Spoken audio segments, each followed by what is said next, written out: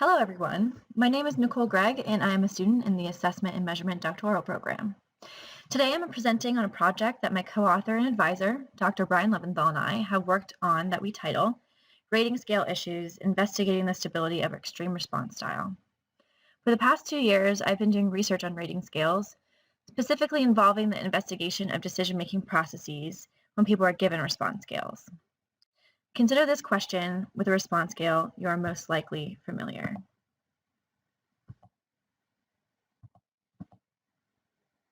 For this question, the statement is we are overreacting to COVID-19. An individual given this question in a survey would respond with their level of agreement to this statement out of these response options. Strongly disagree, disagree, neither disagree nor agree or strongly agree. Take a moment to think about how you or other respondents may answer this question. We usually give specific response answer scores, where strongly disagree is a 1, disagree is given a 2, neither disagree or nor agree is given a 3, agree is given a 4, and strongly agree is given a 5. Thus, higher scores across questions indicate a higher level of agreement or specific attitude. It is reasonable to assume that many people would have an immediate strong response about this question. In other words, many people would have an extreme response towards this question. This is an issue in any research that uses a survey. However, in order to best interpret and use answers that come from these types of questions, we must parse out whether an individual has an extreme response due to, 1, it being their true attitude toward the question, or 2, their tendency to react to these questions in an extreme way, independent of their attitude. Consider Ren, a person who tends to be an extreme responder despite their true attitude being otherwise. Ren takes a COVID-19 5-question survey that asks about their attitude toward the COVID-19 response. Due to their tendency to extreme respond, Ren responds strongly agree to all 5 questions. However, Ren's true attitude is reflected in agree statements across all questions. Ren's observed score, thus, is going to be higher than would be if Ren expressed their true attitude. Thus, we would misinterpret these COVID-19 survey responses from Ren as they do not represent Ren's true attitude toward COVID-19.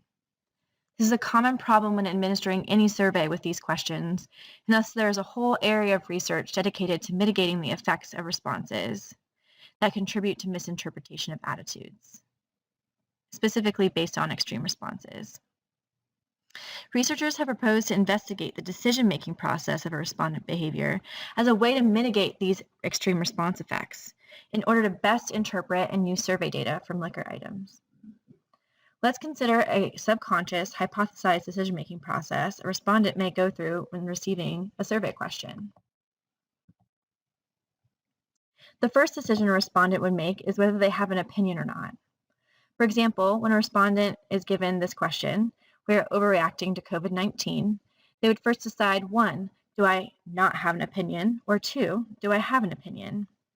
If they do have an opinion, they would then, given this decision-making process, or if they do not have an opinion, they would then, given this decision-making process, choose the neither disagree nor agree option on the Likert scale, or on this response scale. If the respondent subconsciously decides they have an opinion, they would move to decision 2. Decision 2 involves the respondent to decide the direction of their true attitude towards this question. We are continuing on this example where the respondent is given the question, we are overreacting to COVID-19. For the decision 2, the respondent would decide whether they agree or disagree to this question. At the third decision, the respondent would then choose the intensity of their opinion or attitude. Consider the respondent that chooses disagree at decision 2. This respondent at decision 3 would then decide or to choose whether the intensity of their opinion was strong or weak, or whether they strongly disagreed or weakly disagreed to this question. So here we have the subconscious decision-making process that intends to reflect a person's behavior as they answer a question or survey question. First, the respondent decides if they have an opinion. If so, they move to decision 2, where they choose the direction of their opinion, whether they agree or disagree. Decision 3, the respondent chooses the intensity of their opinion. for example, whether their opinion is weak or strong. This is a hypothesized decision-making process. In other words, this decision-making process, though has substantive arguments in the literature, is needing a further support.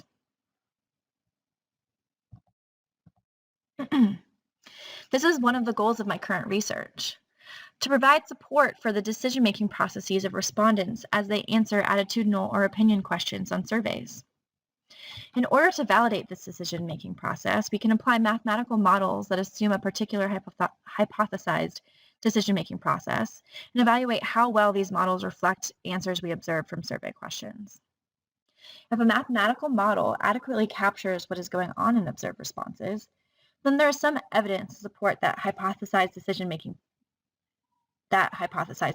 process.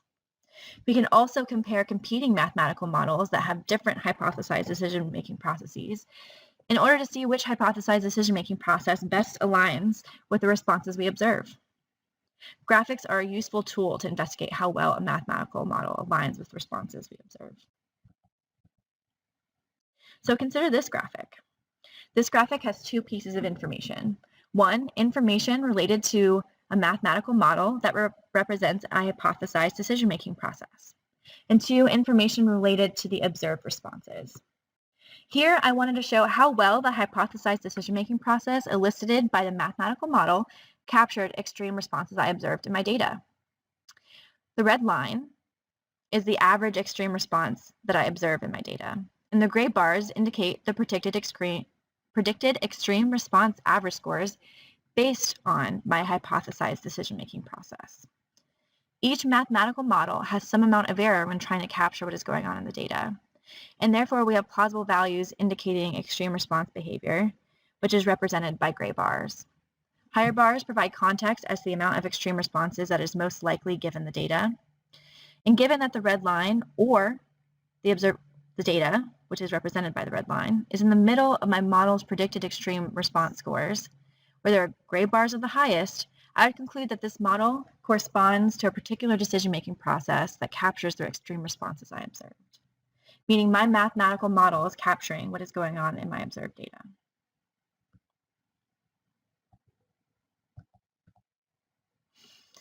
A current interest of mine is to use these mathematical models to investigate whether respondents use the same decision-making process across different surveys that pertain to different content. So for example, would an individual use the same decision-making process when answering a survey related to the COVID-19 pandemic as they would when answering a survey related to workshop satisfaction? Maybe not. Consider that people are more likely to have a stronger, more extreme opinion regarding COVID-19, especially right now, versus a workshop they just attended. Furthermore, people have probably thought more about their opinions regarding COVID-19 than their opinions about a recently attended workshop. For our study, I investigated whether respondents use a similar decision-making process when answering questions about their self-efficacy in general education coursework and their willingness to participate in a speech. These are not as extremely different concepts as COVID-19 and workshop satisfaction. However, the point is the same. Do respondents have the same decision-making process independent of the content of the survey?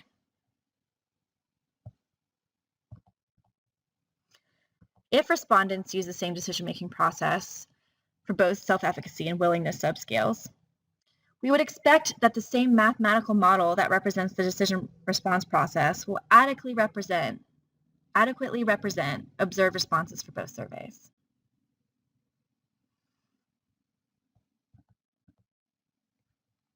So for example, here I have a mathematical model that corresponds to the decision-making process where people are assumed to use the same decision-making process for both self-efficacy and willingness subscales.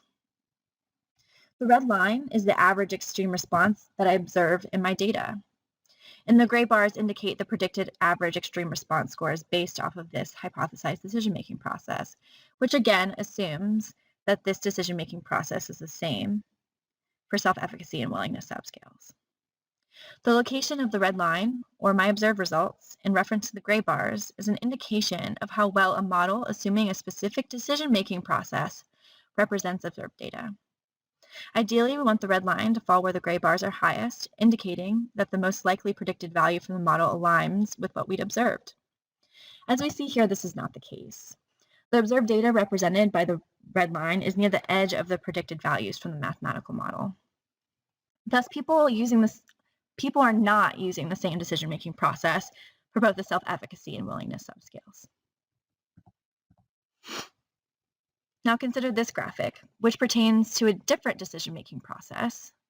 This decision-making process assumes respondents had different decision-making processes between self-efficacy and willingness subscales. Remember, we want the red line to fall near where the gray bars are highest, indicating that a likely predicted value from the model aligns with what we observed. Here, our red line is at a gray bar that is not the highest, but is nearing the mid-range of predicted values from the model. Thus, this model, assuming people use a different decision-making process for both self-efficacy and willingness questions, is still plausible. Thus, our preliminary results indicate that the decision-making processes of respondents depends on the content of the survey given to the respondent. In this case, the decision-making process of a respondent differed depending on whether they answered a self-efficacy survey related to their general education program or a willingness survey regarding their willingness to participate in speech-related activities. Ideally, we will replicate the study with different survey content and investigate if this phenomenon can be replicated or is replicable.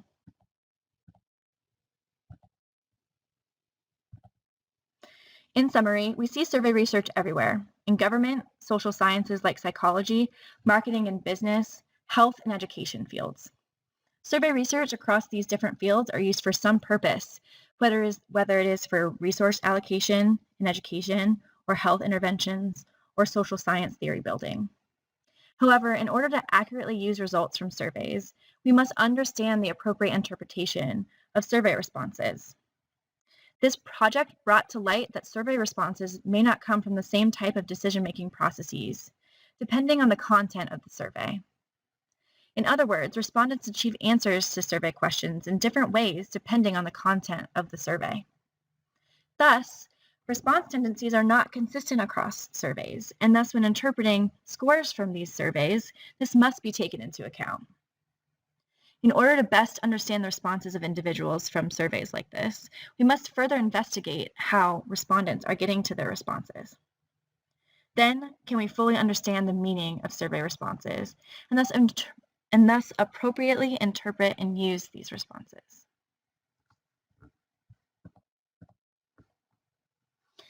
I hope that was an interesting topic for you all. This is one project of a larger research program I have related to survey response research and appropriate interpretations of survey responses. Thank you for listening, and here's my contact information. I look forward to your questions.